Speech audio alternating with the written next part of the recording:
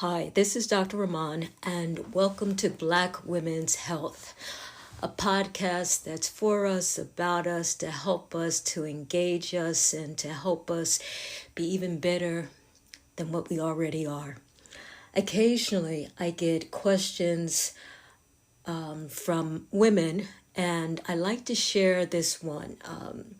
The person who gave this question will recognize it. I do have to apologize. There's been a slight delay in my responding, but I want you to know that I've taken a lot of consideration into the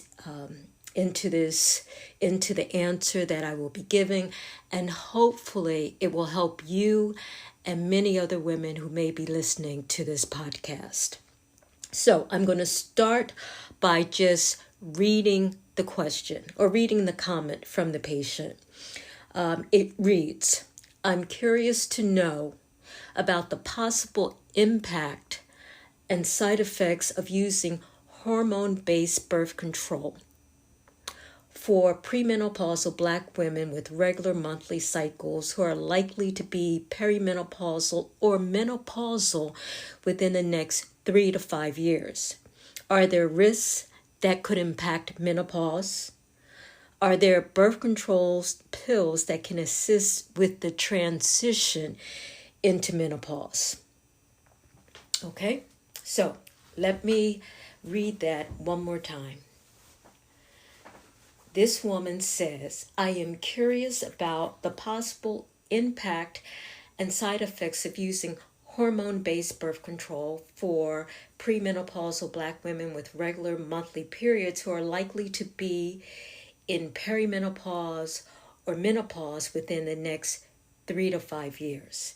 Are there risks that could impact menopause? Are there birth control pills that will assist with the transition into menopause? There are several questions here, and they are all excellent questions.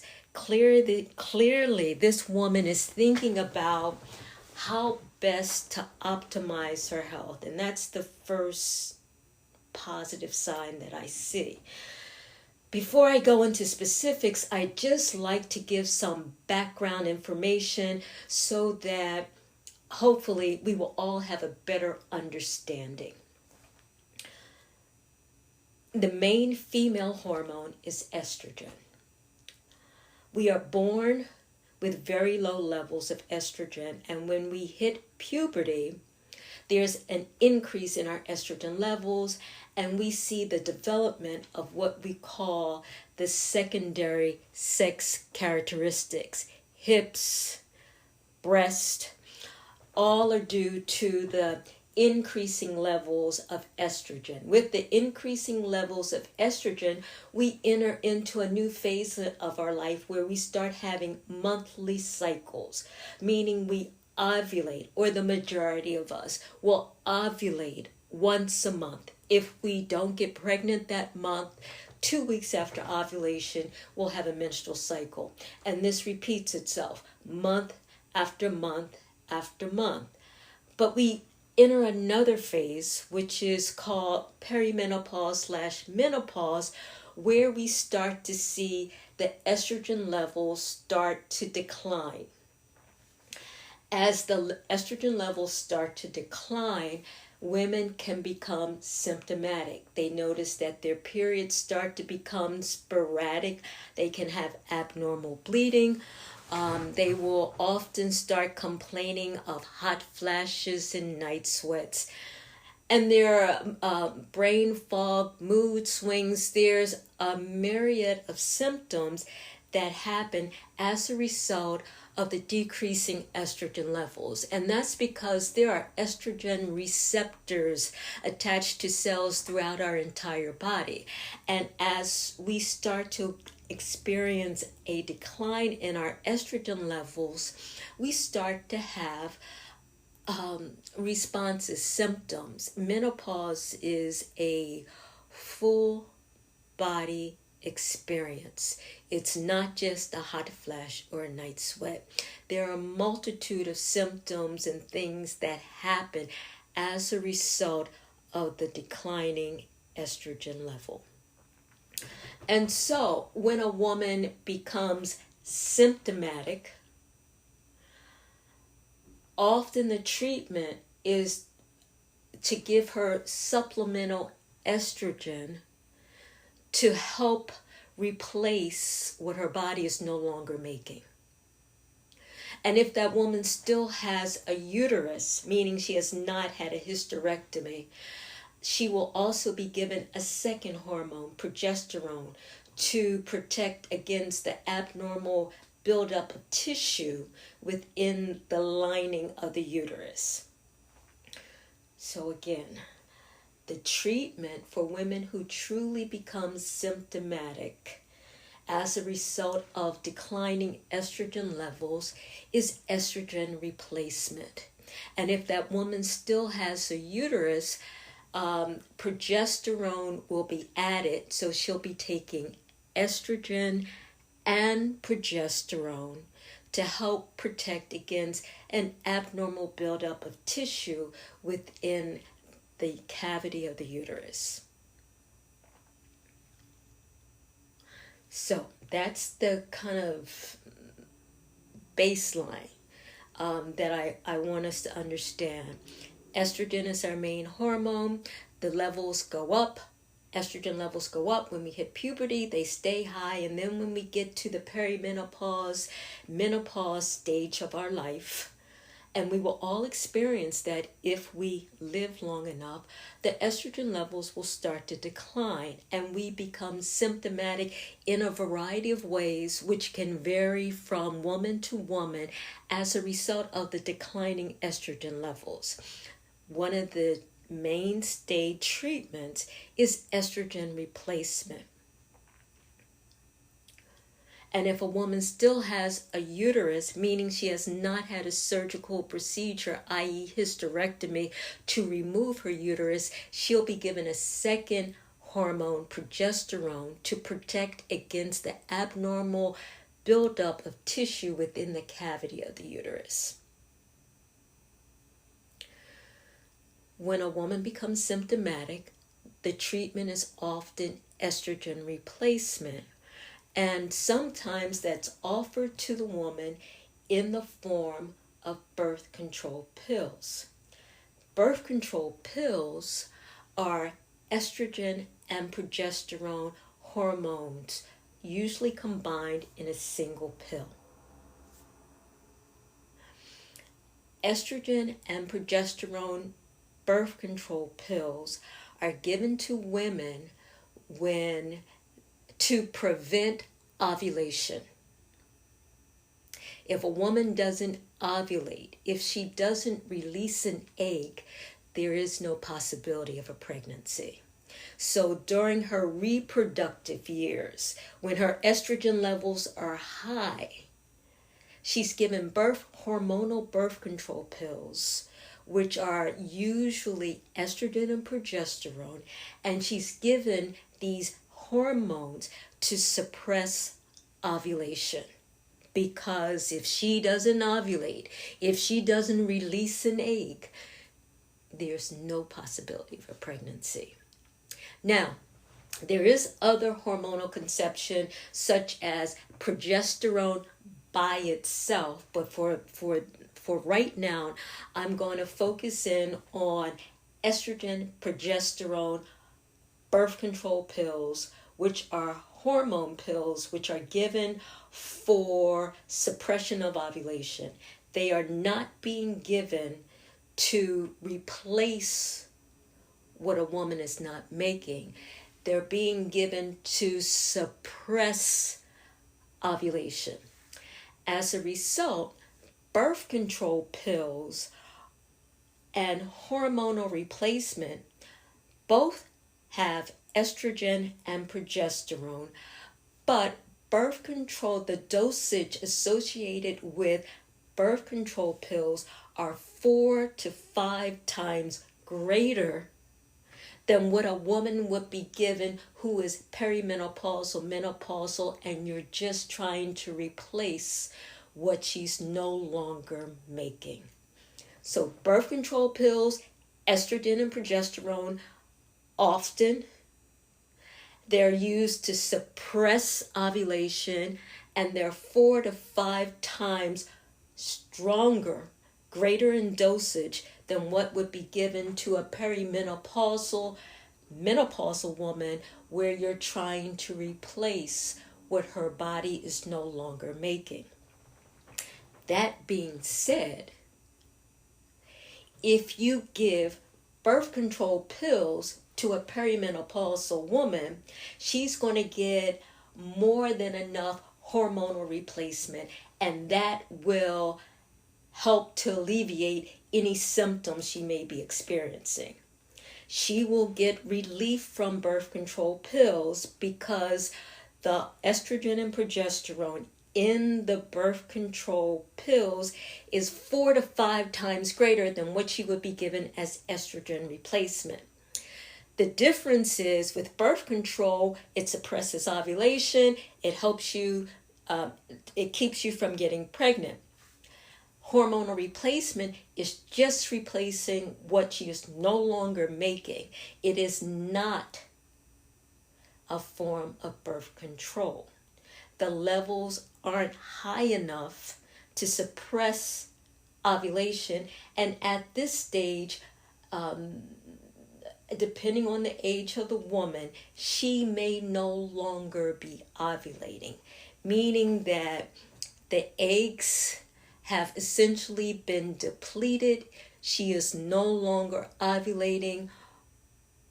Therefore, she's no longer able to get pregnant. Not because she's on some sort of birth control, but because she is essentially run out of eggs. There's this transition called perimenopause, where she may ovulate sporadically, but not on a regular basis. And for that woman in her 40s, maybe even early 50s, who may still occasionally ovulate, but knows in her heart of hearts that she doesn't want to become pregnant under any circumstance, might elect to use the higher dose, the birth control pills, which would suppress any ovulation. If she has had her tubes tied, if her partner's had a vasectomy, if she is perimenopausal and symptomatic and she just wants something to help with the symptoms, hormonal replacement should be sufficient. But hormonal replacement will never be great enough to suppress ovulation, which may occasionally happen sporadically when she is in that perimenopause stage, meaning she hasn't completed the process and is not considered menopausal or postmenopausal. And menopause, by definition, means that you've gone a whole year, 12 months, without having a menstrual cycle. If you go 4 months and have a period, you have to reset the clock and start all over again.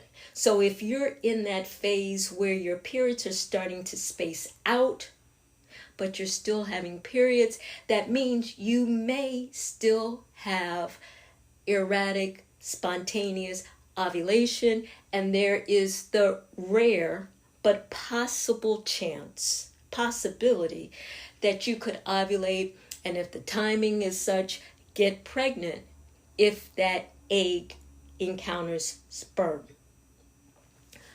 So, back to the questions. I'm curious about the possible impact and side effects of using hormone-based birth control for perimenopausal women who are having regularly monthly cycles and who would likely be in the perimenopause or menopause within the next 3 to 5 years.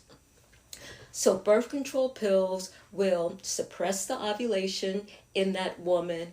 Birth control pills will give her a regular, predictable bleed, meaning she should bleed during that last row of pills, no other time. So, and the amount of bleeding that she would see should be less than what she experiences with her regular cycle. So, the benefits to this woman who is premenopausal with regular periods is that she would have birth control because the hormones suppress ovulation. As a result of having the estrogen and progesterone, she would have relief from any perimenopausal symptoms because the dosage of the estrogen and progesterone is 4 to 5 times greater than what would be given to menopausal or perimenopausal women. So as long as she is taking the birth control pills, we would expect to see bleeding occurring during that last row of pills, and it helps to regulate her cycle. It helps to minimize the amount of bleeding, and it would help any quote-unquote perimenopausal symptoms.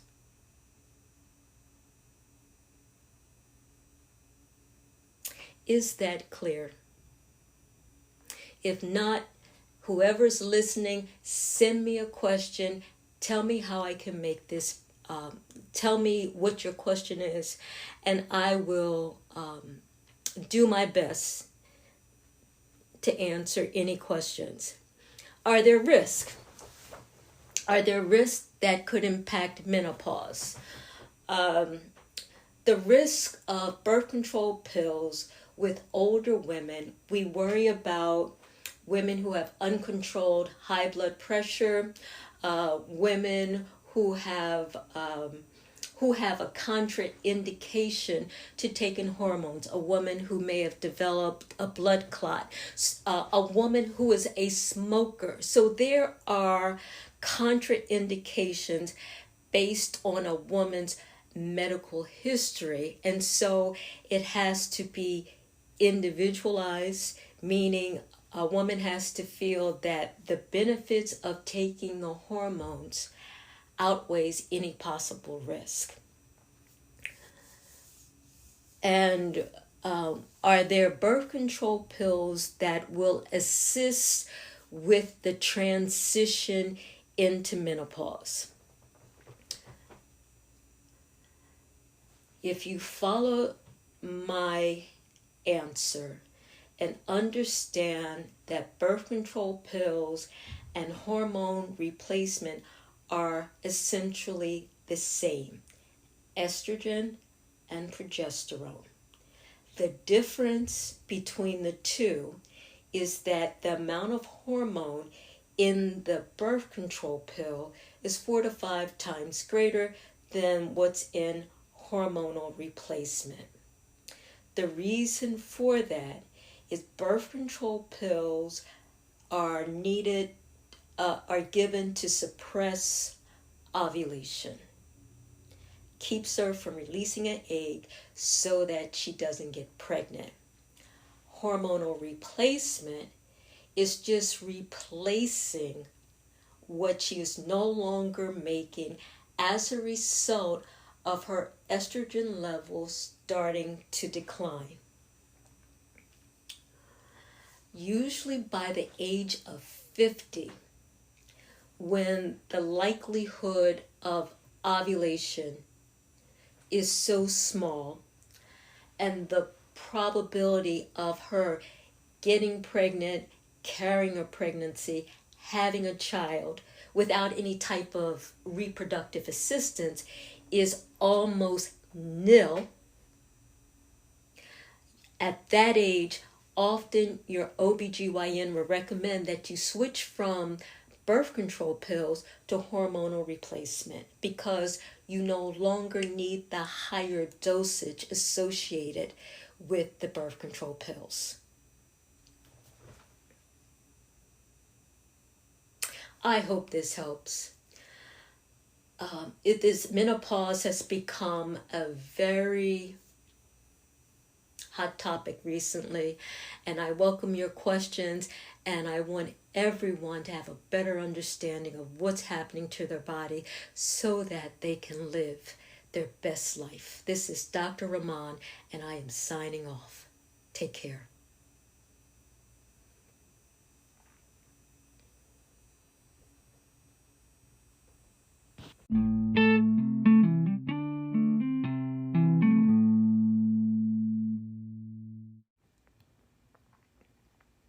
If I didn't tell you before, you can send any questions that you may have to mail, M-A-I-L, at drrahman.com. And doctor is spelled out DoctorRahman.com.